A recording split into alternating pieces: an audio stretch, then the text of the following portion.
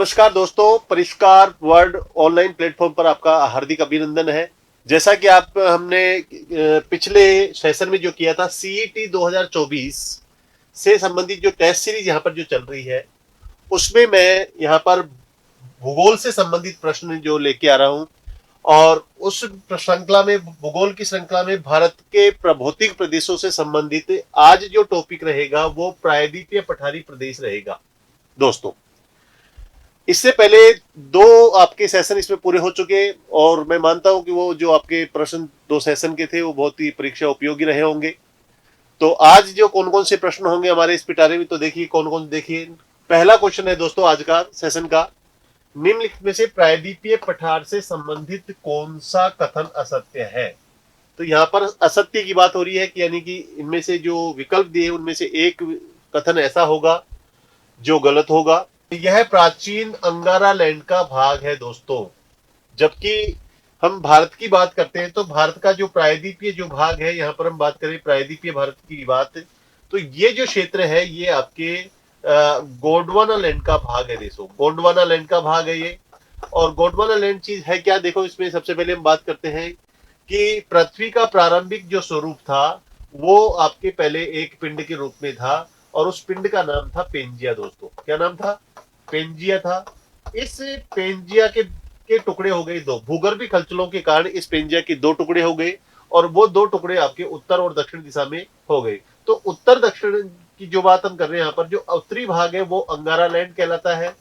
अंगारा लैंड, उत्तरी भाग अंगारा लैंड और दक्षिणी भाग दोस्तों कहलाता है गोंडवाना लैंड कहलाता है दोस्तों। इस प्रकार से ये जो दक्षिणी भाग है ये आपके गोंडवाना लैंड का पार्ट है। भारत का जो प्रायद्वीपीय खंड है वो भी आपके गोंडवाना लैंड का पार्ट है, इसलिए अंगारा लैंड का पार्ट नहीं है। उत्तरी भाग आपके विश्व का जो पेंजिया का भाग है वो उत्तरी भाग अंगारा लैंड है, यानी कि ये जो कथन है ये आपके गलत है। नेक्स्ट, ये आर्के नीच चट्टानों से निर्मित है, यानी कि प्राचीनतम नीच चट्टानों से निर्मित है, बिल्कुल सही है। यहाँ पर ये स्टेटमेंट, ये भारत के लगभग 16 लाख वर्ग किलोमीटर क्षेत्र में फैला है। 16 लाख वर्ग किलोमीटर यानी कि लगभग भारत के क्षेत्रफल के 50% यानी कि 50% जो भाग है उसके अंतर्गत ये फैला हुआ है। तो ये बिल्कुल सही है, यहाँ पर ये आपके स्टेटमेंट सही है। इसके बाद उसकी उत्तर से दक्षिण की लंबाई लगभग 1600 किलोमीटर और पूर्व से पश्चिम की लंबाई यानी कि इसकी लगभग 1400 किलोमीटर है। यानी कि हम इसको इस प्रकार से देखें तो ये पार्ट जो है यहाँ पर, ये इसका जो भाग है ये लगभग 1600 किलोमीटर के अंतर्गत है और ये लगभग आपके यहाँ पर 1400 किलोमीटर के अंतर्गत ये आता है दोस्तों। तो ये भी आपकी स्टेटमेंट सही यहाँ पर। तो इसकी उत्तर से दक्षिण की लंबाई 1600 और पूर्व से पश्चिम की लंबाई 1400, ये भी आपके सही है। तो जो हमारा राइट आंसर है दोस्तों ये है अंगारा लैंड का पार्ट।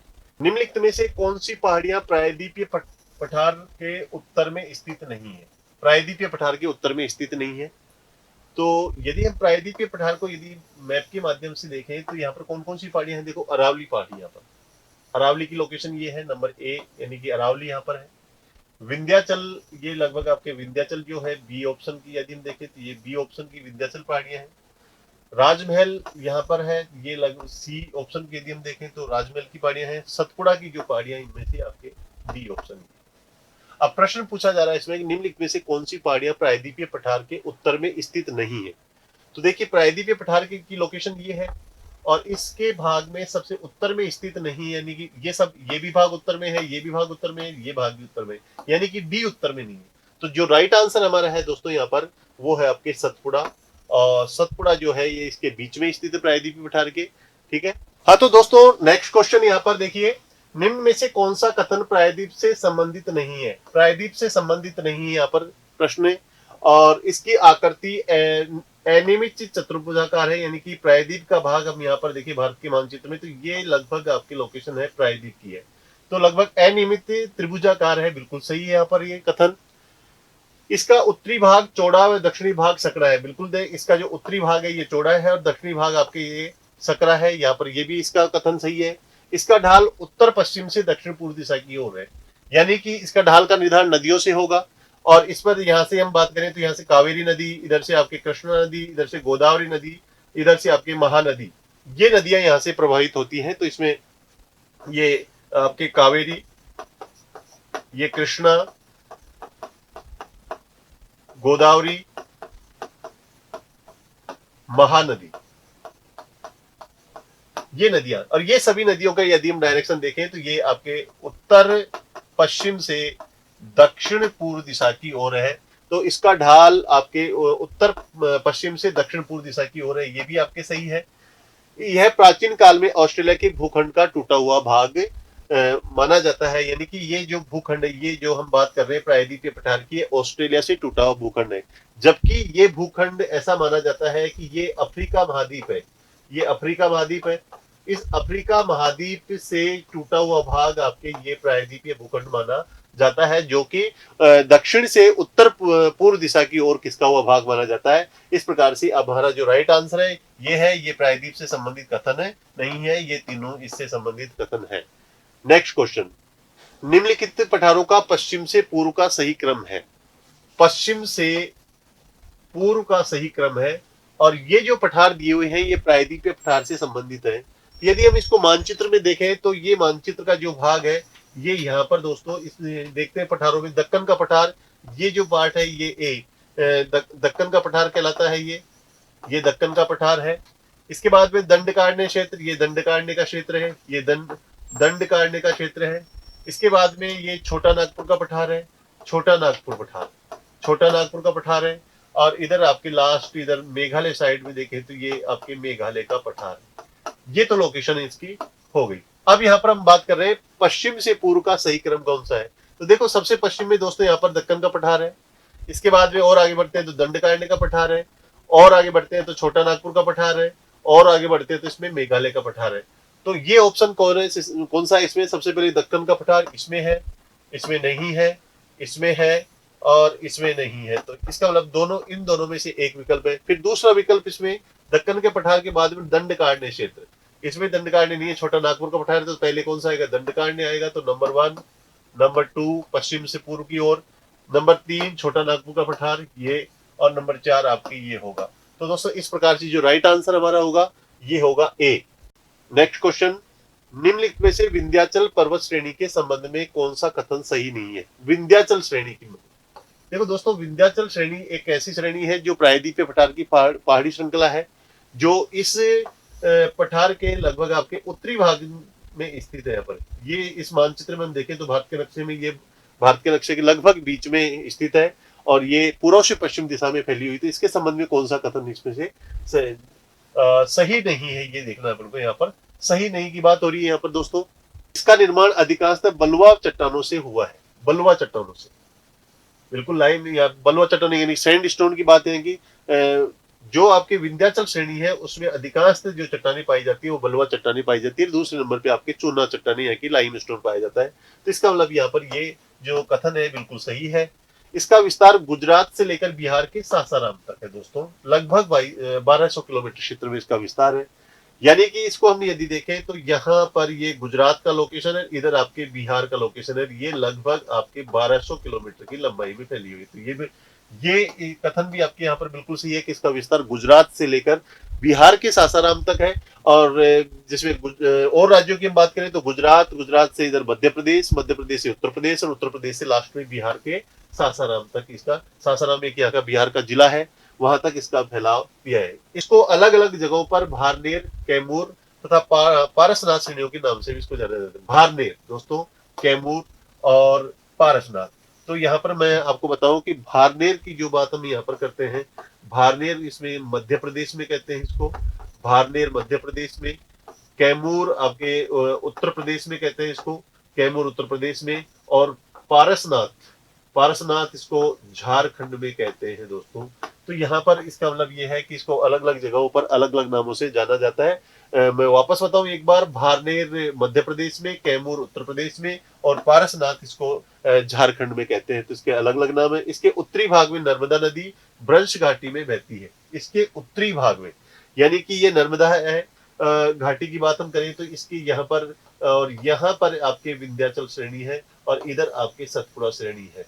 तो इसके उत्तर में नर्मदा नदी बहती है, जबकि नर्मदा नदी इसके दक्षिणी भाग में बहती है। ये विंध्याचल श्रेणी है और इस विंध्याचल श्रेणी के और ये आपके सतपुड़ा, इसके दोनों के बीच में बहती है। तो विंध्याचल के तो ये दक्षिण में ही, सतपुड़ा के उत्तर में ही, जबकि सेंटेंस में क्या है, इसके उत्तरी भाग में नर्मदा नदी भ्रंश घाटी में बहती है। ये आपके कथन यहाँ पर गलत है।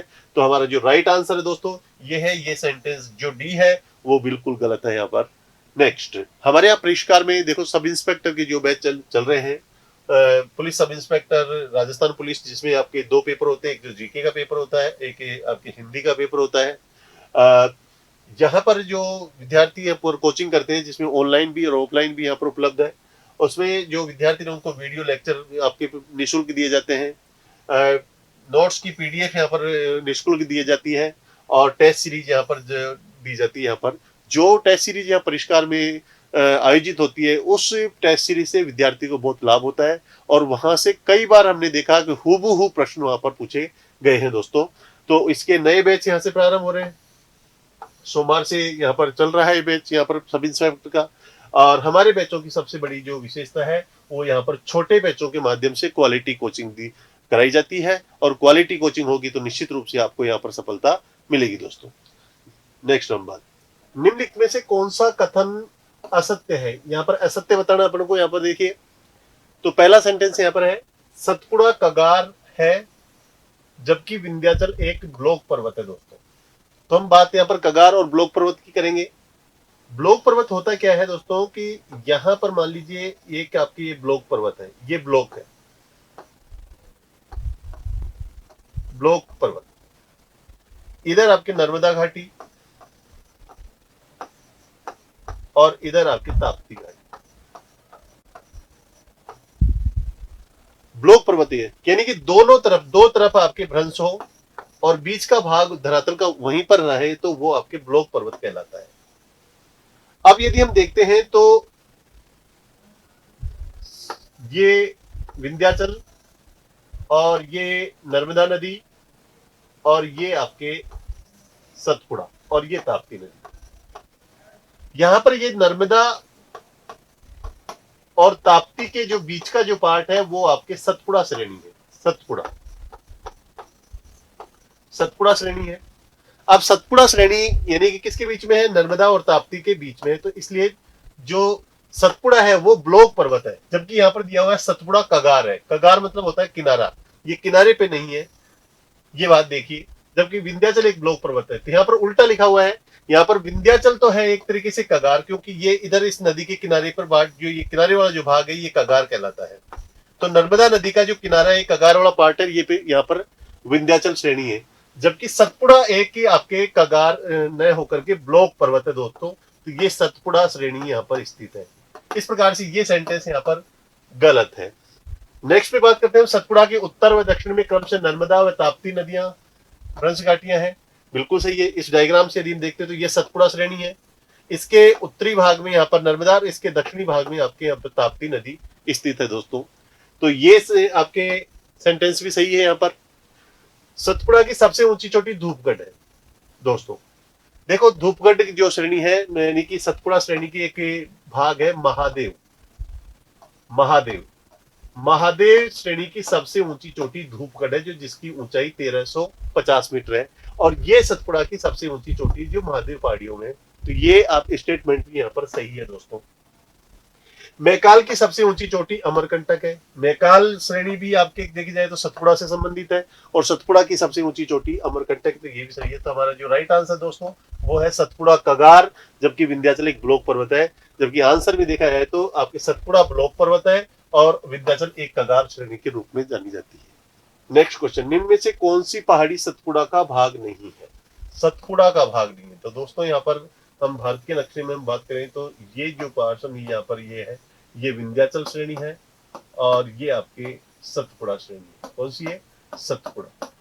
सतपुड़ा की हम बात करते हैं यहाँ पर, तो राजपीपली पहला ऑप्शन है। राजपीपली, राजपीपली की जो लोकेशन आपके दोस्तों यहाँ पर, यानी कि इसको गुजरात में राजपीपली कहते हैं। राजपीपली, यहाँ पर राजपीपली पार्ट है इसका, राजपीपली। इसके बाद में महादेव, यहाँ पर जो मध्य प्रदेश में इसका नाम है वो महादेव है दोस्तों, महादेव। और मैकाल इसका छत्तीसगढ़ मध्य प्रदेश का जो पार्ट है वो आपके मैकाल है, सतपुड़ा का क्षेत्र जो है। उसके बाद में जो भारनेर है, लास्ट क्वेश्चन में हमने पिछले क्वेश्चन में देखा ही था कि भारनेर सतपुड़ा का पार्ट न होकर के किसका पार्ट था, भारनेर आपके विंध्याचल का पार्ट था, इसलिए जो राइट आंसर दोस्तों होगा वो भारनेर होगा। नेक्स्ट क्वेश्चन, निम्नलिखित का उत्तर से दक्षिण का सही क्रम है, यानी कि लोकेशन मानचित्र बेस पर आधारित प्रश्न है ये। और इसमें जो उत्तर से दक्षिण नर्मदा नदी, विंध्याचल पर्वत, ताप्ती नदी, सतपुड़ा, अजंता, यहां पर ये दी गई है लोकेशन।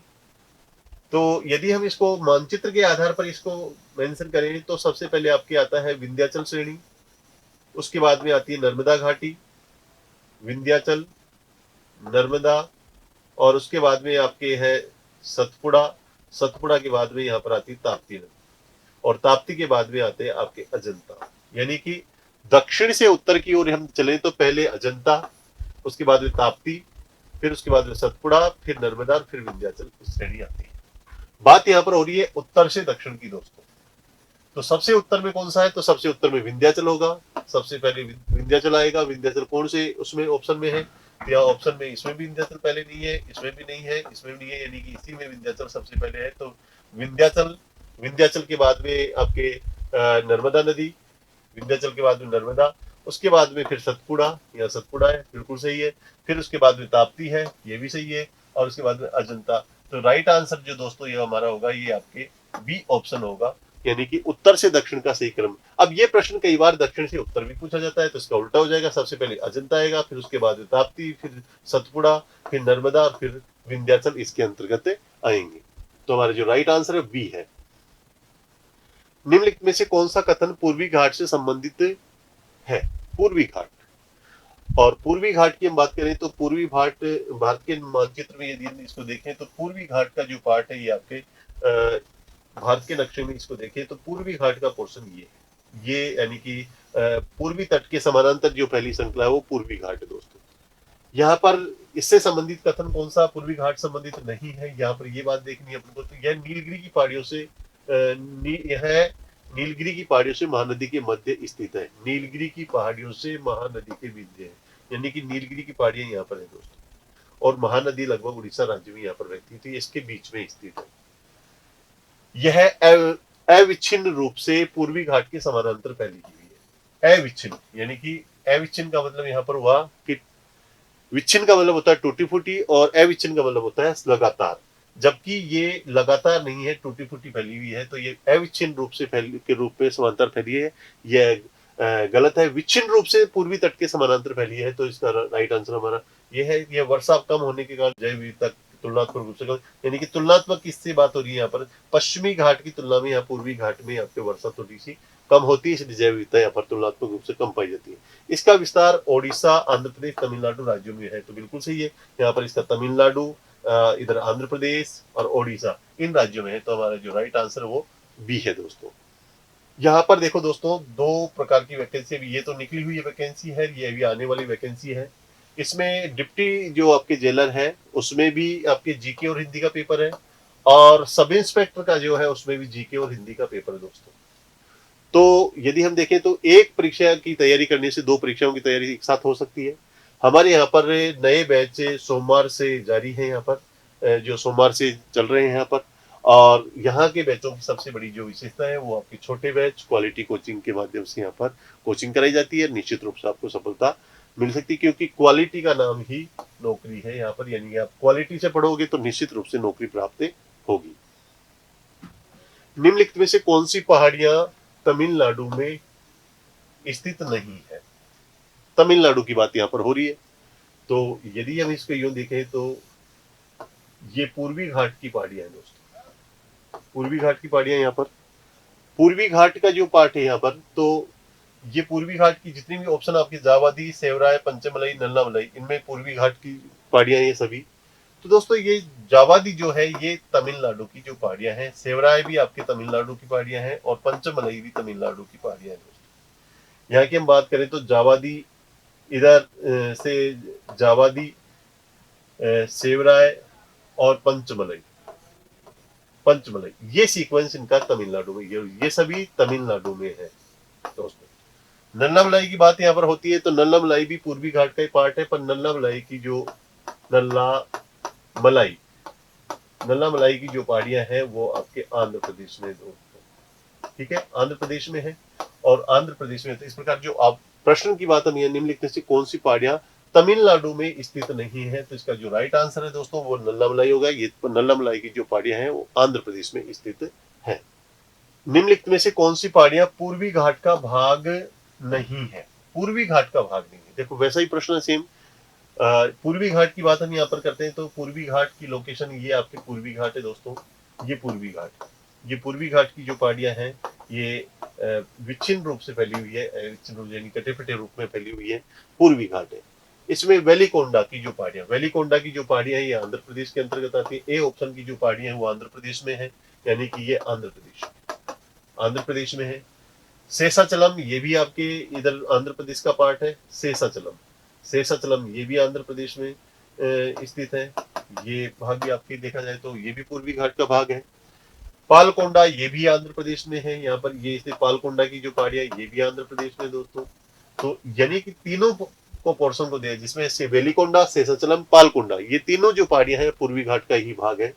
अब इसमें जो चौथा ऑप्शन है आपके कार्डमम, कार्डमम दोस्तों यहाँ पर देखो ये पश्चिमी घाट है, और पश्चिमी घाट का जो केरल का जो पार्ट है यहाँ पर केरल, और केरल में यहाँ पर इलायची, इलायची या दूसरा नाम इनका कार्डमम है। कार्डमम की जो पहाड़ियां हैं ये आपके पूर्वी घाट का भाग ना होकर के पश्चिमी घाट का भाग है, इसलिए दोस्तों हमारा जो राइट आंसर है वो कार्डमम की जो पहाड़ियां हैं वो है इसका राइट आंसर।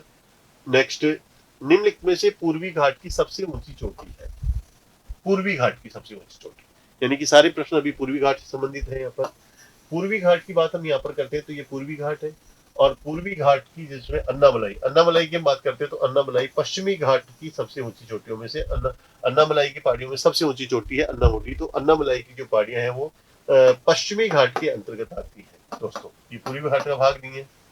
अरोया कोंडा, यानी कि ये आपकी अरोया कोंडा जो है वो अरोया कोंडा, अरोया कोंडा इसका दूसरा नाम है दोस्तों विशाखापट्टनम,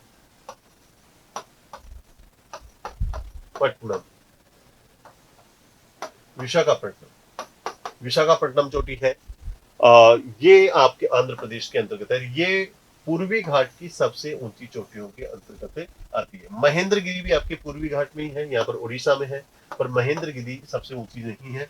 दोदा बेटा की जो चोटी है वो यहाँ पर बताई थी आपको, नीलगिरी की जो पहाड़ियां, नीलगिरी की पहाड़ियों की सबसे ऊंची चोटी जो है वो दोदा बेटा है दोस्तों। इस प्रकार से यदि हम बात करते हैं पूर्वी घाट की बात हो रही है तो निश्चित रूप से पूर्वी घाट का जो राइट आंसर है वो अरोया कोंडा होगा दोस्तों। तो राइट आंसर हमारा यहाँ पर ये है अरोया कोंडा। नेक्स्ट क्वेश्चन, निम्नलिखित कथनों पर विचार कीजिए। पश्चिमी घाट ताप्ती नदी से कन्याकुमारी तक फैला हुआ है। अब बात आती है पश्चिमी घाट की दोस्तों, तो पश्चिमी घाट की लोकेशन दोस्तों यहाँ पर ये है पश्चिमी घाट। पश्चिमी घाट यानी कि ये गुजरात की ताप्ती नदी से लेकर महाराष्ट्र, गोवा, कर्नाटक, केरल और तमिलनाडु तक की पश्चिमी घाट की लोकेशन है, इसको पश्चिमी घाट बोलते हैं दोस्तों, पश्चिमी घाट।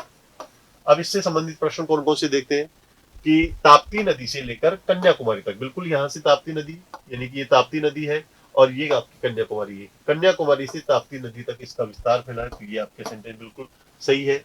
ये सतत रूप से फैला हुआ है, सतत रूप से यानी कि कटा फटा नहीं है बिल्कुल, यानी कि ये अविच्छिन्न रूप से फैला हुआ है, सतत रूप से फैला हुआ। तो ये सेंटेंस भी यहाँ पर बिल्कुल सही है दोस्तों। नेक्स्ट क्वेश्चन, इसमें पूर्वी घाट की अधिकांश नदियों का उद्गम होता है, यानी पूर्वी घाट की अधिकांश नदियों का उद्गम इसी से होता है। अभी थोड़ी देर पहले एक क्वेश्चन के बारे में हमने बताया था कि इस प्रायद्वीपीय पठार से निकलने वाली जो नदियां हैं उनमें आपके कावेरी, कृष्णा, गोदावरी, महानदी, ये इन नदियों का उद्गम आपके इस क्षेत्र से होता है। तो महानदी का उद्गम तो नहीं होता है, पर इनमें से हम गोदावरी की बात करें, गोदावरी, कृष्णा, कावेरी, इन नदियों का उद्गम आपके जो पूर्वी तट पर जाती हैं, यानी कि पूर्वी घाट की ओर जाती है, इन नदियों, सभी नदियों का उद्गम पश्चिमी घाट से होता है दोस्तों। तो ये स्टेटमेंट भी यहाँ पर बिल्कुल सही है। इसका विस्तार, नेक्स्ट क्वेश्चन, इसका विस्तार गोवा, महाराष्ट्र, केरल, कर्नाटक राज्यों में है। तो देखिए जो पश्चिमी घाट की जो लोकेशन है बिल्कुल सही है, इसमें इसका जो विस्तार है गोवा, महाराष्ट्र के ऊपर की तरफ है, फिर केरल और कर्नाटक राज्यों में इसका विस्तार देखने को मिलता है। तो ये स्टेटमेंट आपके बिल्कुल सही है। तो हमारा जो राइट आंसर है दोस्तों वो है कि ये जो 1, 2, 3, 4 यानी कि सारे स्टेटमेंट यहाँ पर बिल्कुल सही है। ये पश्चिमी घाट से संबंधित ये, तो हमारा आंसर होगा डी। यहाँ पर दोस्तों परिष्कार में ऑनलाइन और ऑफलाइन दोनों यानी कि ग्रेड 1 और ग्रेड 2 शिक्षक भर्ती के दोनों पेपर, जिसमें आपकी फर्स्ट पेपर और सभी विषय को पेपर की यहाँ पर ऑनलाइन ऑफलाइन कोचिंग कराई जाती है दोस्तों। ये बैच भी हमारे यहाँ सोमवार से चल रहे हैं यहाँ पर। और इन बैचों की सबसे बड़ी विशेषता यानी कि हमारे यहाँ पर छोटे बैचेज हैं यहाँ पर ये, और क्वालिटी कोचिंग यहाँ पर कराई जाती है। जो बच्चे यहाँ से कोचिंग ले रहे हैं उनको यहाँ पर दोस्तों टेस्ट सीरीज, यहाँ पर निःशुल्क टेस्ट सीरीज दी जा रही है यहाँ पर, और उसके साथ नोट्स भी दिए जाएंगे और पीडीएफ नोट्स भी इसको उपलब्ध कराए जाएंगे विद्यार्थी को, और उनकी कोई अलग से कोई शुल्क नहीं ली जाएगी। नेक्स्ट क्वेश्चन हम बात करते हैं। निम्नलिखित में से असंगत का युग्म का चयन कीजिए। असंगत युग्म कौन सा इसमें? एक तरफ यहाँ पर उत्तरी सह्याद्री, मध्य सह्याद्री, दक्षिणी सह्याद्री, नीलगिरी की बात हो रही है, और इनकी इधर आपके कलसुबाई, कुद्रेमुख, अन्नामलाई यानी कि पुष्पगिरी, यहाँ पर चोटियों की बात यहाँ पर दोस्तों हो रही है। तो हम बात करें यहाँ पर ये जो लोकेशन दी गई है ये आपके पश्चिमी घाट की दी गई है। पश्चिमी घाट का यानी कि उत्तरी सह्याद्री, उत्तरी सह्याद्री का मतलब ये है कि जो महाराष्ट्र का जो क्षेत्र है, महाराष्ट्र का जो क्षेत्र है, महाराष्ट्र का जो क्षेत्र है वो आपकी उत्तरी सह्याद्री कहलाता है। मध्य सह्याद्री दोस्तों गोवा से लेकर कर्नाटक का जो क्षेत्र है वो मध्य सह्याद्री कहलाता है। मध्य भाग यानी कि इसके अंतर्गत कर्नाटक का अधिकांश क्षेत्र आता है। किसका? कर्नाटक का आता है। दक्षिणी सह्याद्री की हम बात करें तो दक्षिणी सह्याद्री यहाँ पर ये, तो दक्षिणी सह्याद्री की बात हम करते हैं तो अधिकांश भाग आपके केरल और तमिलनाडु का इसके अंतर्गत आता है। तमिलनाडु का इसके अंतर्गत क्षेत्र आता है। नीलगिरी की बात है, नीलगिरी इसके बीच में स्थित है। यानी कि अब प्रश्न की बात हम क्या करें, एक तरफ चोटी, उत्तरी सह्याद्री की सबसे ऊंची जो चोटी है वो दोस्तों कलसुबाई है। बिल्कुल सही है, कलसुबाई है, 1646 मीटर की ऊंचाई है। उत्तरी सह्याद्री की सबसे ऊंची चोटी कलसुबाई है जो महाराष्ट्र में स्थित है। दूसरा विकल्प है मध्य सह्याद्री, मध्य सह्याद्री यानी कि कुद्रेमुख है। कुद्रेमुख की हाइट जो है 1892 है और ये भी आपके कर्नाटक में है, तो बिल्कुल सही है। मध्य भाग आपके कर्नाटक का भाग यहाँ पर बात आती है, ये भी सही है। दक्षिणी सह्याद्री की सबसे ऊंची चोटी अन्नामलाई, अन्नामलाई दोस्तों यहाँ पर पहाड़ियों की बात है। इसकी सबसे ऊंची जो चोटी वैसे देखा जाए तो अन्नामुडी है दोस्तों, अन्नामुडी, अन्नामुडी है जो अन्नामलाई की पहाड़ियों में स्थित है। तो सबसे ऊंची चोटी जिसकी ऊंचाई आपकी 26 से 95 यानी कि 2695 मीटर, यह चोटी दक्षिण भारत की यानी कि प्रायद्वीपीय पठारगी या दक्षिण भारत की सबसे ऊंची चोटियों के अंतर्गत आती है। नीलगिरी की चोटी इसमें देखिए पुष्पगिरी, नीलगिरी की चोटी सबसे ऊंची चोटी दोस्तों पुष्पगिरी न होकर के दोदा बेटा है। दोदा बेटा चोटी का नाम है दोदा बेटा, और इसकी जो हाइट है वो 2637 है यानी कि 2637 मीटर की है। तो ये विकल्प यहाँ पर गलत हुआ, असंगत है यहाँ पर। तो हमारा जो राइट आंसर है वो नीलगिरी की पहाड़ी की सबसे ऊंची चोटी पुष्पगिरी न होकर के दोदा बेटा है, ये राइट आंसर। निम्नलिखित में से कौन सा कथन असत्य है? असत्य की बात यहाँ पर कर रहे हैं हम। असत्य कौन सा है? तो नीलगिरी की सबसे ऊंची चोटी दोदा बेटा है। बिल्कुल नीलगिरी की बात हम यहाँ पर करते हैं। सबसे पहले तो नीलगिरी ये पश्चिमी घाट और ये पूर्वी घाट, इन दोनों को जोड़ने वाला जो क्षेत्र है वो नीलगिरी है दोस्तों, नीलगिरी है यहाँ पर, नीलगिरी। अब यहाँ पर बात हम करें यहाँ पर तो पहली बात है कि नीलगिरी की सबसे ऊंची चोटी है वो दोदा बेटा है, बिल्कुल सही। अभी लास्ट टाइम हमने बताया था कि दोदा बेटा की जो हाइट है वो 2637 है, 2637 मीटर की ऊंचाई की है। ये आपके दूसरी बात है नीलगिरी की पूर्वी घाट और पश्चिमी घाट को जोड़ती है। बिल्कुल इसमें देखिए आप, ये पश्चिमी घाट है और ये पूर्वी घाट है दोस्तों, इनके बीच में जो जोड़ने का जो काम करती है वो नीलगिरी की पहाड़ियां हैं। तो ये सेंटेंस भी सही है, ये सेंटेंस भी सही है। तीसरे सेंटेंस में नीलगिरी की पहाड़ियों में टोडा जनजाति निवास करती है। नीलगिरी की पहाड़ियों में टोडा जनजाति निवास करती है। यहाँ पर तमिलनाडु का जो पार्ट, कर्नाटक तमिलनाडु का जो क्षेत्र है, यहाँ पर जो पहाड़ियां हैं यहाँ पर नीलगिरी की, वहां पर टोडा जनजाति निवास करती है। और टोडा जनजाति का जो मुख्य व्यवसाय है दोस्तों वो पशुपालन है, और पशुओं में भी जो इनका जो पशु पाला जाता है वो प्रमुख रूप से इसमें भैंस पालन इनका मुख्य व्यवसाय के अंतर्गत आता है। इनका दूध का काम ज्यादा है। तो टोडा जनजाति की संस्कृति को भैंस संस्कृति के नाम से भी जाना जाता है, भैंस संस्कृति के नाम से भी जाना जाता है। तो ये स्टेटमेंट भी यहाँ पर बिल्कुल सही है। नीलगिरी की पहाड़ियों का विस्तार केवल तमिलनाडु राज्य में है, ये आपकी यहाँ पर गलत है।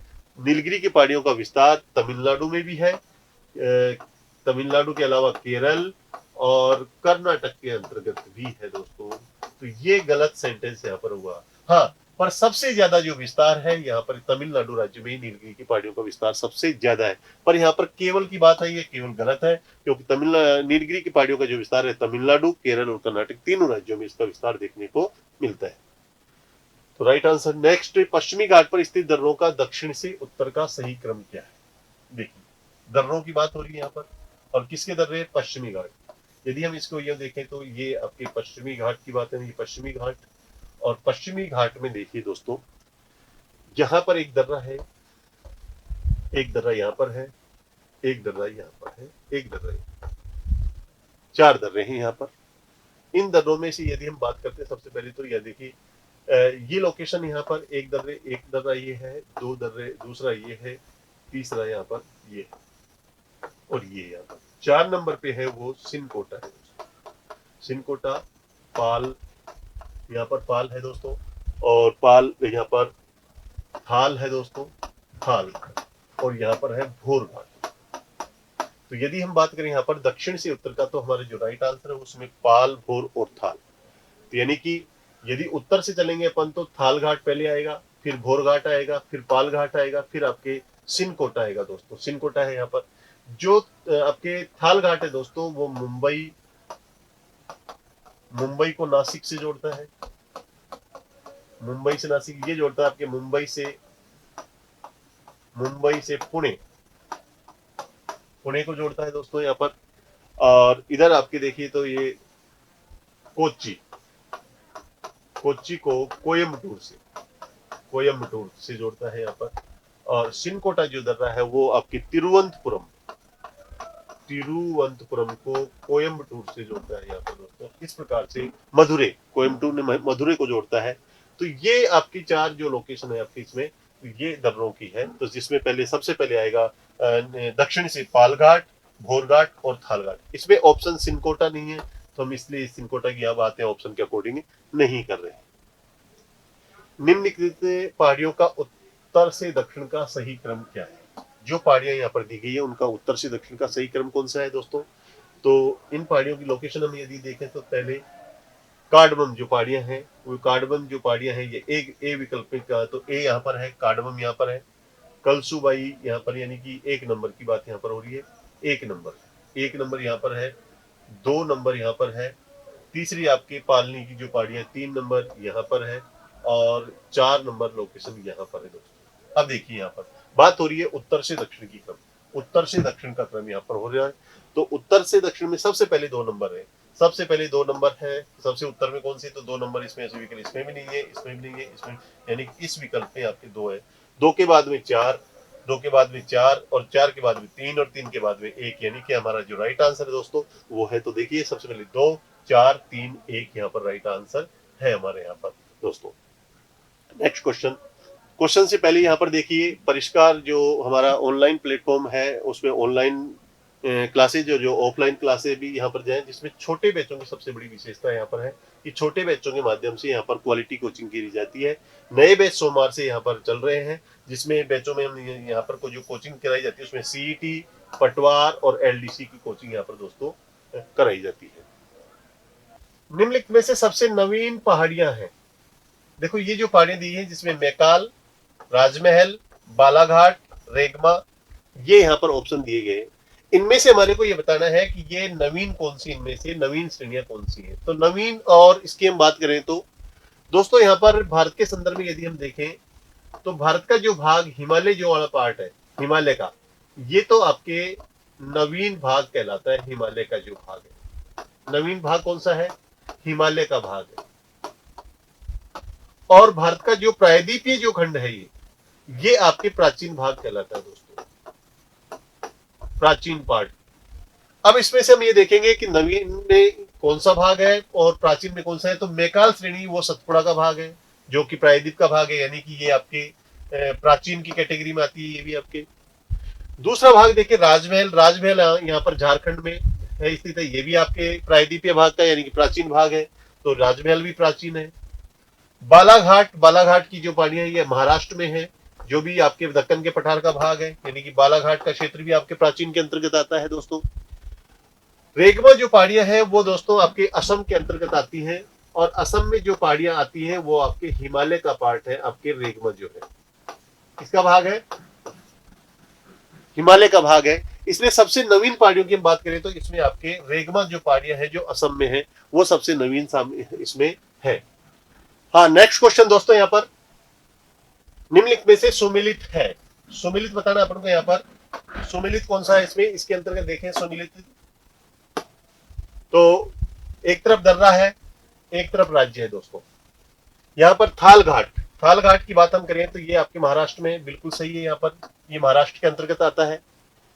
पाल घाट गोवा दिया हुआ है, गोवा नहीं दिया हुआ है, यहाँ पर बिल्कुल गलत है। यहाँ पर ये पाल घाट का जो क्षेत्र है वो केरल के अंतर्गत, केरल और कर्नाटक की सीमा के अंतर्गत आता है दोस्तों, कर्नाटक, ये गलत है। भोर घाट कर्नाटक में, ये आपके यहाँ पर गलत है, क्योंकि ये भी आपके महाराष्ट्र का क्षेत्र इसके अंतर्गत आता है दोस्तों। सिनकोटा केरल में है, तो ये आपके राइट है। इस प्रकार से यदि हम आंसर देखें तो यहाँ पर 1 और 4, 1 और 4 सही है, तो राइट आंसर हमारा यहाँ पर डी है। नेक्स्ट क्वेश्चन, निम्नलिखित में से कौन सा कथन असत्य है। हम यहाँ पर असत्य की बात करें दोस्तों, तो असत्य जो क्वेश्चन है यहाँ पर,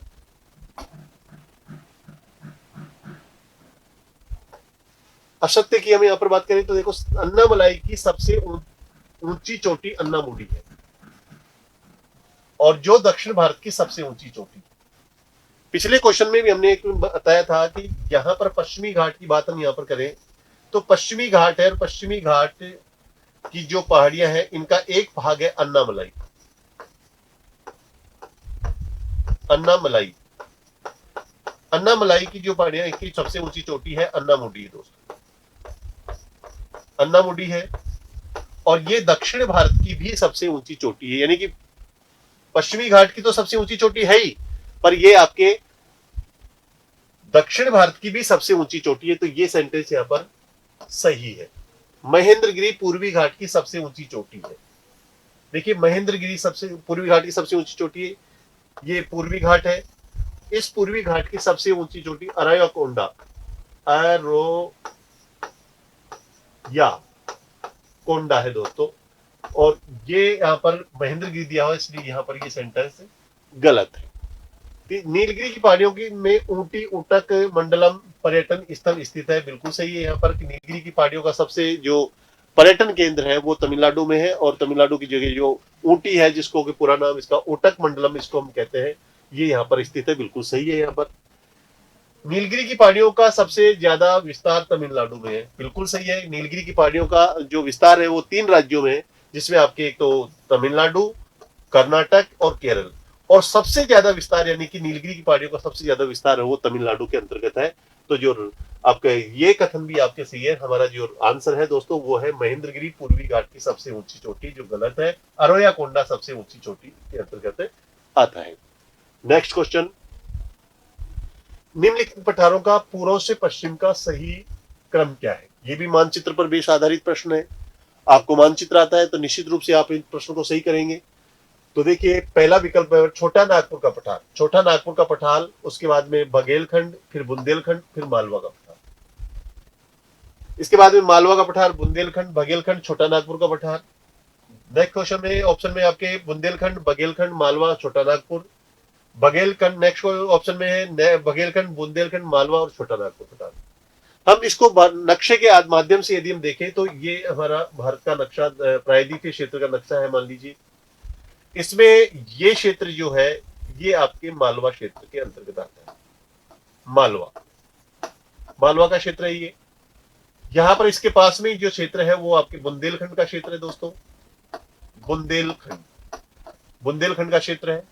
इधर आपके दोस्तों ये है आपके बघेलखंड का क्षेत्र, बघेलखंड का क्षेत्र है दोस्तों यहाँ पर। और इसके बाद में यहाँ पर है ये दोस्तों छोटा नागपुर का पठार है दोस्तों। ये मानचित्र में छोटा नागपुर का क्षेत्र है। अब यहाँ पर हम देख रहे हैं प्रश्न के अनुसार पूर्व से पश्चिम दिशा बता रही है। इसमें डायरेक्शन क्या दिया हुआ दोस्तों, पूर्व से पश्चिम दिशा का डायरेक्शन दिया गया है। तो पूर्व दिशा ये है, इस दिशा यानी कि इस दिशा से हम यूं चलेंगे।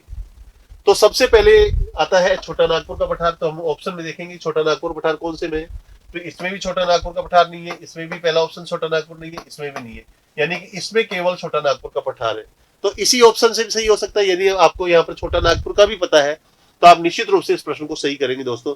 पर हम पूरे विकल्पों की बात करते हैं। छोटा नागपुर पठार के बाद में बघेलखंड, बिल्कुल सही, बघेलखंड है यहाँ पर। उसके बाद में बुंदेलखंड, बुंदेलखंड बिल्कुल सही है इसमें। और उसके बाद में यहाँ पर मालवा का पठार, यहाँ पर मालवा का पठार सही है। तो हमारा जो राइट आंसर दोस्तों ये है ए, छोटा नागपुर पठार, बघेलखंड, बुंदेलखंड और मालवा का पठार, ये पूर्व से पश्चिम का सही क्रम है दोस्तों।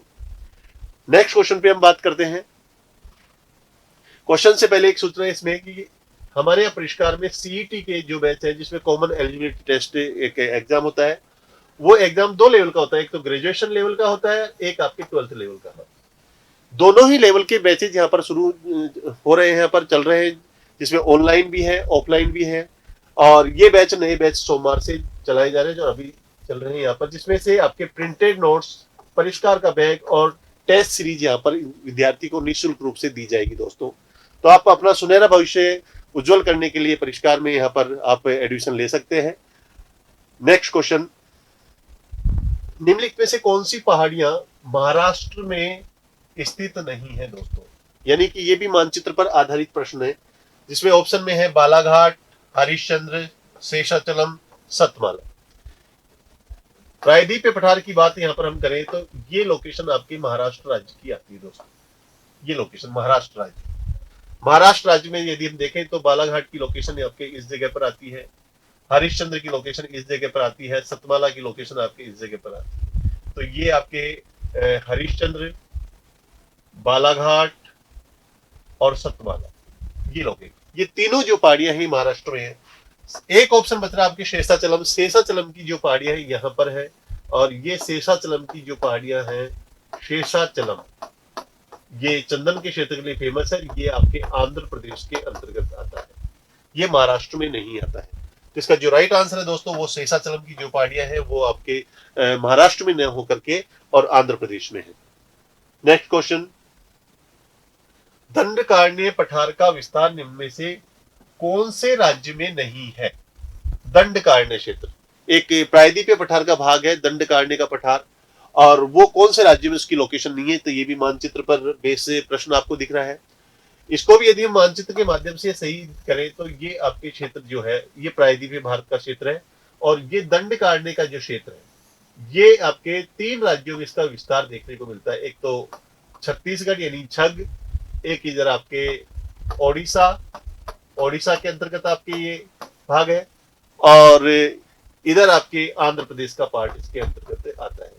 सबसे ज्यादा दंडकारण्य क्षेत्र का जो विस्तार है वो छत्तीसगढ़ राज्य के अंतर्गत आता है। छत्तीसगढ़ में हम यदि विकल्प की बात करें तो यहाँ पर ऑप्शन में ओडिशा भी है, तो बिल्कुल सही, ओडिशा में इसका विस्तार है। दूसरा ऑप्शन छत्तीसगढ़, यानी कि छत्तीसगढ़ में इसका ऑप्शन यहाँ पर है, बिल्कुल सही है यहाँ पर। तीसरी बात हम करें आंध्र प्रदेश, तो आंध्र प्रदेश में भी लोकेशन इसकी यहाँ पर है। और चौथा विकल्प हमारे पास तेलंगाना है, यानी कि दंडकारण्य पठार का विस्तार आपके तेलंगाना राज्य में नहीं है, जो लोकेशन तेलंगाना की लगभग यहाँ से बीच में आती है। तो इस प्रकार जो हमारा राइट आंसर है दोस्तों वो है आपके तेलंगाना राज्य में दंडकारण्य का पठार का विस्तार नहीं है, जो कि एक प्रायद्वीपीय पठार का भाग कहलाता है। नेक्स्ट क्वेश्चन, मेघालय या शिलोंग, यानी कि मेघालय या शिलोंग का पठार का भाग है, यानी कि मेघालय का पठार या शिलोंग का पठार एक ही बात है यहाँ पर। इनमें से जो विकल्प दिए गए हैं जो किसका भाग है, जिसमें हिमालय का भाग, दक्कन ट्रेप का भाग, उत्तरी प्रायद्वीपीय पठार या विशाल मैदान का भाग है, यानी कि मेघालय शिलांग का पठार किस भू आकृति का यहाँ पर ये भाग है, ये हमारे को यहाँ पर बताना है। तो दोस्तों हमने बताया था कि इसमें जो प्रायद्वीपीय पठार का जो भाग है ये इसका भाग, इसमें दक्कन ट्रेप, ये जो पार्ट है ये दक्कन ट्रेप कहलाता है, यानी कि ये भाग आपके दक्कन ट्रेप, पूरा दक्कन ट्रेप कहलाता है। यहाँ पर जो मेघालय का पठार है ये किसका भाग कहलाता है? तो ये मेघालय का पठार जो कि प्रायद्वीपीय पठार से थोड़ा सा हटकर है। अब ये मेघालय का पठार किसका भाग है यहाँ पर हमारे को ये बताना है। तो दक्कन ट्रेप का भाग है, यानी ये किसी का भाग है। उत्तरी प्रायद्वीपीय भाग, यहाँ पर विशाल मैदान, या हिमालय का भाग यहाँ पर है। तो देखा जाए तो इसमें ये जो प्रश्न है आपके, इसमें जो आंसर है यहाँ पर नहीं आना चाहिए यहाँ पर कि दक्कन ट्रेप, उत्तरी प्रायद्वीप, विशाल मैदान, ये देखें तो उत्तरी प्रायद्वीपीय क्षेत्र का इसमें भाग यहाँ पर है। यानी कि दक्कन ट्रेप का भाग यहाँ बताया मैंने, ये भाग दक्कन ट्रेप हो गया, उत्तरी आपके प्रायद्वीपीय क्षेत्र ये हो गया, हिमालय इससे ऊपर हो गया, विशाल मैदान इससे ऊपर हो गया। तो जो राइट आंसर है यानी कि मेघालय का जो पठार है वो आपके उत्तरी प्रायद्वीपीय भाग का भाग कहलाता है, और जो राइट आंसर हमारा है उत्तरी प्रायद्वीपीय क्षेत्र के अंतर्गत आता है। ये भी मानचित्र पर आधारित प्रश्न पूछा गया है। नेक्स्ट क्वेश्चन पे हम बात करते हैं दोस्तों, पाट क्षेत्र में स्थित है, यानी कि पाट क्षेत्र कौन से क्षेत्र को कहते हैं। तो ये प्रश्न बहुत बार एग्जाम में पूछा भी गया है, और पाट क्षेत्र की बात यहाँ पर आती है तो सीधे सीधे हम बात करते हैं झारखंड राज्य की स्थिति, यानी कि जो छोटा नागपुर का पठार क्षेत्र है उसको पाट क्षेत्र के नाम से भी जाना जाता है। छोटा नागपुर का पठार यानी कि झारखंड का जो भाग है, छोटा नागपुर का जो भाग है वो आपके पाट क्षेत्र के अंतर्गत इसमें आता है। अब पाट क्षेत्र क्या आता है, यानी कि धरातल से ऊपर उठा हुआ भाग जो पठार के रूप में एक चौड़ाई समतल भाग के रूप में फैला हुआ है उसे पाट के नाम से जाना जाता है। और इस प्रकार की आकृति का यदि टिपिकल आकृति देखा जाए तो छोटा नागपुर के पठार का क्षेत्र की है, इसलिए पाट क्षेत्र आपके छोटा नागपुर क्षेत्र के अंतर्गत है। और छोटा नागपुर का विस्तार अधिकांशतः कौन से राज्य में है, झारखंड राज्य में है, इसलिए पाट क्षेत्र कौन से राज्य में होगा दोस्तों, ये आपके झारखंड के अंतर्गत होगा। तो राइट आंसर हमारा झारखंड है। नेक्स्ट क्वेश्चन पे हम बात करते हैं, तो क्वेश्चन से पहले हम यहाँ पर एक इस ऐड के बारे में बात करते हैं। यहाँ पर परिष्कार में दोस्तों रीट के बैच है जिसमें लेवल फर्स्ट और लेवल सेकंड ये बैचेज जो है वो ऑनलाइन भी है और ऑफलाइन भी है।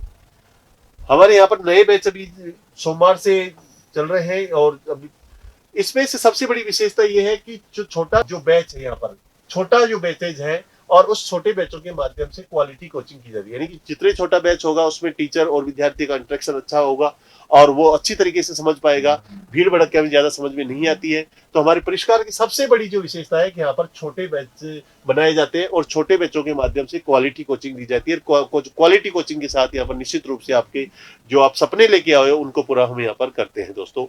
तो आप यहाँ पर परिष्कार में ऑनलाइन भी आप कोर्स परचेज कर सकते हैं, ऑफलाइन भी आप कोचिंग यहाँ पर कर सकते हैं दोस्तों। नेक्स्ट हम बात करते हैं यहाँ पर दोस्तों, निम्नलिखित में से कौन सी नदी छोटा नागपुर के पठार को दो भागों में बांटती है। यानी कि छोटा नागपुर का पठार की बात हम करते हैं तो ये एरिया आपके इसमें आता है जिसमें प्रमुख रूप से आपके झारखंड क्षेत्र इसके अंतर्गत आता है। तो लास्ट क्वेश्चन में भी हमने बात की थी कि झारखंड का जो क्षेत्र है वो छोटा नागपुर का क्षेत्र के अंतर्गत प्रमुख रूप से क्षेत्र में है। यहाँ पर नदियां दी गई है, सोन नदी इसको दो भागों में बांटती है, या नर्मदा नदी इसको दो भागों में बांटती है, दामोदर नदी इसको दो भागों में बांटती है, स्वर्णरेखा इसको दो भागों में बांटती है दोस्तों। तो यहाँ पर हम बात करते हैं तो जो दामोदर नदी है दोस्तों वो इसको दो भागों में बांटती है, क्योंकि दामोदर नदी का जो उद्गम है दोस्तों, ये दामोदर नदी का उद्गम झारखंड के पठार से होता है, और ये नदी आपके इस पठार को दो भागों में बांटती हुई आगे इधर पश्चिम बंगाल की तरफ चली जाती है, और पश्चिम बंगाल में जाकर ये हुगली नदी में मिल जाती है।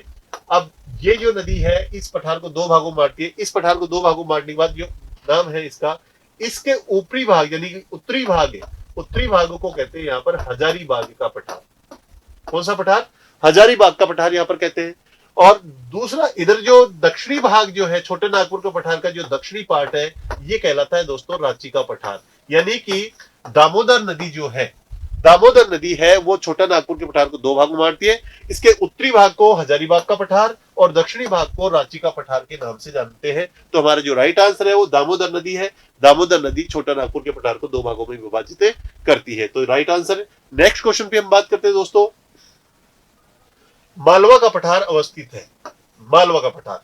अब मालवा का पठार कहां पर है, दो ऑप्शन में आपके मध्य प्रदेश, गुजरात, राजस्थान, महाराष्ट्र, उत्तर प्रदेश, ये ऑप्शन में यहाँ पर दिए हुए हैं दोस्तों। तो हम बात मानचित्र के माध्यम से यदि देखें तो छोटा नागपुर सॉरी मालवा का जो पठार है इसकी लोकेशन कहाँ है ये देखें हम। ये प्रायद्वीपीय पठार की मानचित्र इसमें देखिए। इसमें यदि हम मालवा के पठार की लोकेशन को बताएं तो मालवा का पठार की लोकेशन आपके इस क्षेत्र के अंतर्गत आती है। अब यहाँ पर कौन कौन से राज्य हैं दोस्तों देखिए, तो इधर देखो गुजरात की लोकेशन भी आती है, इधर राजस्थान की लोकेशन भी आती है, इधर मध्य प्रदेश की लोकेशन भी आती है दोस्तों। देखिए इधर गुजरात, ये गुजरात का भाग, इसमें गुजरात का भाग है इसके अंतर्गत। इधर आपके दक्षिणी पूर्वी भाग जो है वो राजस्थान का आता है, और इधर आपके मध्य प्रदेश यानी कि एमपी मध्य प्रदेश का पार्ट भी इसके अंतर्गत आता है। अब ऑप्शन के अकॉर्डिंग हम यदि देखें, अब दक्षिणी पूर्वी राजस्थान का मतलब यहाँ पर राजस्थान से है दोस्तों। तो विकल्प यदि हम देखें तो हमारा उत्तर होगा मालवा का पठार का जो विस्तार है वो आपके मध्य प्रदेश यानी कि 1 नंबर, और दूसरा आपके गुजरात यानी कि 2 नंबर, ये भी आपके सही है। तीसरा यानी कि राजस्थान, ये भी सही है यहाँ पर। और बात हम यहाँ पर महाराष्ट्र और उत्तर प्रदेश में मालवा का पठार का विस्तार नहीं है। तो जो राइट आंसर दोस्तों 1, 2, 3 हमारा यहाँ पर आंसर होगा दोस्तों, ये राइट। नेक्स्ट क्वेश्चन, राजमहल गैप या मालदा गैप, राजमहल गैप या मालदा गैप के मध्य स्थित है। अब यहाँ पर हम देखते हैं कि मालदा गैप क्या है, राजमहल क्षेत्र क्या है। यहाँ पर बांग्लादेश का जो बाउंड्री है उस बाउंड्री से देखिए दोस्तों, ये जो पार्ट है यहाँ पर, ये जो गैप है यहाँ पर पश्चिम बंगाल का जो भाग है, ये पश्चिम बंगाल का भाग, पश्चिम बंगाल, ये एक मैदान है, और ये मैदान जो है अवसाद का बना हुआ मैदान, इससे अवसाद से यानी कि नदियों के अवसाद से ये बना हुआ है। इधर जो भाग आता है वो प्रायद्वीप का आता है, प्रायद्वीप, प्रायद्वीप का भाग आता है। इधर आपके मेघालय का पठार आ जाता है दोस्तों, मेघालय, मेघालय का क्षेत्र इसके अंतर्गत आ जाता है। अब हम यहाँ पर देखें राजमहल गैप या मालदा गैप, तो ये जो पश्चिम बंगाल का जो बीच का जो गैप है यानी कि प्रायद्वीप का पठार का भाग और मेघालय का पठार का जो बीच का भाग है वो मालदा गैप के नाम से जाना जाता है। ये तो मालदा गैप की परिभाषा है, या राजमहल गैप के नाम से इसको जाना जाता है। किसके बीच में, प्रायद्वीपीय पठार और मेघालय के बीच, यानी कि ये जो बीच का जो पश्चिम बंगाल का जो भाग है, ये जो भाग मैदानी भाग है जो अवसादों से भर दिया गैप था, ये अब वर्तमान में मैदान के रूप में है और ये अवसादों से भर चुका है, पर पहले ये गैप था। इस गैप के किसके बीच में है ये गैप, मालदा गैप। तो यहाँ पर हम देखें ऑप्शन के अकॉर्डिंग बात करें तो कैमूर श्रेणी और मैकाल श्रेणी। तो दोस्तों कैमूर श्रेणी और मैकाल श्रेणी की हम यहाँ पर बात करें तो कैमूर श्रेणी मैकाल श्रेणी तो यहाँ पर बीच में आपके मध्य प्रदेश के अंतर्गत है, और कैमूर श्रेणी उत्तर प्रदेश के अंतर्गत है, उत्तर प्रदेश बिहार में, और मालदा गैप रह गया इधर, यानी कि ये विकल्प यहाँ पर गलत है। सेकंड पे बात करते हैं सतपुड़ा श्रेणी और अजंता के बीच। सतपुड़ा श्रेणी दोस्तों इधर है और अजंता भी इधर है, यानी कि ये विकल्प भी आपके यहाँ महाराष्ट्र में है, ये भी गलत है क्योंकि महाराष्ट्र में है और बात हो रही है पश्चिम बंगाल की, तो दूर है ये तो लोकेशन दी है, इससे समझ। छोटा नागपुर का पठार और मेघालय का पठार, ये प्रायद्वीप का जो भाग है ये छोटा नागपुर का पठार कहलाता है दोस्तों, छोटा नागपुर, छोटा नागपुर का पठार है ये, और इधर आपके मेघालय का पठार है। यानी कि जो राजमहल और मालदा गैप है वो आपके छोटा नागपुर का पठार और मेघालय का पठार का बीच का हिस्सा है जो ये पश्चिम बंगाल का है, इसलिए ये राइट यहाँ पर विकल्प है। काठियावाड़ पठार और मालवा पठार यानी कि गुजरात का भाग और राजस्थान मध्य प्रदेश का भाग, ये भी आपके गलत है क्योंकि उससे पश्चिम बंगाल के आसपास ये मालदा गैप है यहाँ पर। तो हमारा जो राइट आंसर है दोस्तों छोटा नागपुर का पठार और मेघालय के पठार के बीच का भाग है, ये आपके राजमहल और मालदा गैप के नाम से जाना जाता है, जो कि वर्तमान में ये आप मैदान बना हुआ, पहले ये भ्रंश घाटी था पर नदियों के अवसादों से भरकर आज ये एक उपजाऊ मैदान के रूप में परिवर्तित हो गया है। नेक्स्ट क्वेश्चन, कार्बो एंग्लोंग का पठार, कार्बो एंग्लोंग का पठार का भाग, मेघालय का पठार का भाग, मालवा का पठार का भाग, बघेलखंड का मैदान। अब कार्बो एंग्लोंग क्या है पहले तो इसकी बात करते हैं। ये जो मेघालय का जो क्षेत्र है यानी कि मेघालय, मेघालय का पठार जहां पर है ये, इस पठार से आगे ये जो कार्बो एंग्लोंग का पठार है, ये इसकी लोकेशन दोस्तों असम राज्य के अंतर्गत है। ये मेघालय का पठार मेघालय में है, कार्बो एंग्लोंग का पठार ये असम में। ये पूरा क्षेत्र मेघालय का पठार ही कहलाता है। अब बात यहां पर आती है, प्रश्न क्या को ऑप्शन क्या होगी कि मेघालय का पठार का भाग है, मालवा का पठार, मालवा का पठार मध्य प्रदेश में यानी कि मेघालय इससे बहुत दूर है। मेघालय का पठार है, बिल्कुल सही है क्योंकि मेघालय का पठार का ही भाग है। दंडकारण्य के यानी ये छत्तीसगढ़ का इलाका है, यहाँ पर भी ये नहीं है, ये भी गलत है, ये भी गलत है। और बघेलखंड ये उत्तर प्रदेश मध्य प्रदेश की सीमा पर स्थित है, ये भी गलत है। तो जो हमारा राइट आंसर है दोस्तों वो है मेघालय का पठार का भाग है। नेक्स्ट क्वेश्चन, निम्नलिखित में से सबसे ऊंची चोटी है, सबसे ऊंची चोटी इनमें से कौन सी है? ऑप्शन देखते हैं गारो, सिलांग, मिकीर और जयंती। यदि हम इसको देखें तो ये जो पहाड़ियां हैं यहां पर दोस्तों ये 3 पहाड़ियां के रूप में, और ये क्षेत्र कहलाता है मेघालय, मेघालय पठार। इस मेघालय पठार पर 3 पर्वत श्रेणियां जिसमें आपके एक तो गारो और सिलांग और जयंती, ये है यहाँ पर दोस्तों। तो इनमें से जो सबसे ऊंचा जो पार्ट है दोस्तों ये आपके शिलोंग का, यानी कि इसको दूसरा नाम इसका खासी भी है, खासी, खासी या शिलांग की चोटी सबसे ऊंचा भाग यहाँ पर है। यानी कि मेघालय के पठार का सबसे ऊंचा भाग जो है इनमें से वो शिलांग या खासी की पहाड़ियां हैं। ये आपके इसका विकल्प है। मिकिर पहाड़ियां है वो आपके इधर आगे असम के अंतर्गत है, जो कि इनमें से ऊंची नहीं है। तो हमारा जो राइट आंसर है दोस्तों वो है शिलांग की चोटी है, जो मेघालय के पठार की यानी कि गारो खासी जयंती की सबसे ऊंची पहाड़ी के रूप में से ये आपके दी गई है। दोस्तों यहाँ पर स्कूल के फर्स्ट ग्रेड के व्याख्याता के बैचेज और यहाँ पर सेकंड पेपर जो कॉमर्स की वो बैच भी यहाँ पर सोमवार से चल रहे हैं। आप इसमें यदि एडमिशन लेना चाहें तो आ सकते हैं। अब यहाँ पर हम बात करते हैं कि ये आपके 3 टेस्ट सीरीज ज्योग्राफी की जिसमें भारत से संबंधित जुड़े हुए प्रश्न मैंने यहाँ पर दिए थे, और ये प्रश्न मैं आशा करता हूँ कि आपके परीक्षा के लिए बहुत उपयोगी होंगी। और केवल सीईटी नहीं है, बहुत विभिन्न परीक्षाओं जिनमें भारत का भूगोल से संबंधित सिलेबस जहां भी आता होगा वहां पर ये प्रश्न आपके लिए बहुत उपयोगी साबित होंगे, मील का पत्थर साबित होंगे दोस्तों। तो हम नेक्स्ट श्रृंखला में हम चौथी टेस्ट सीरीज के अंतर्गत आपसे कल मिलेंगे दोस्तों। नमस्कार।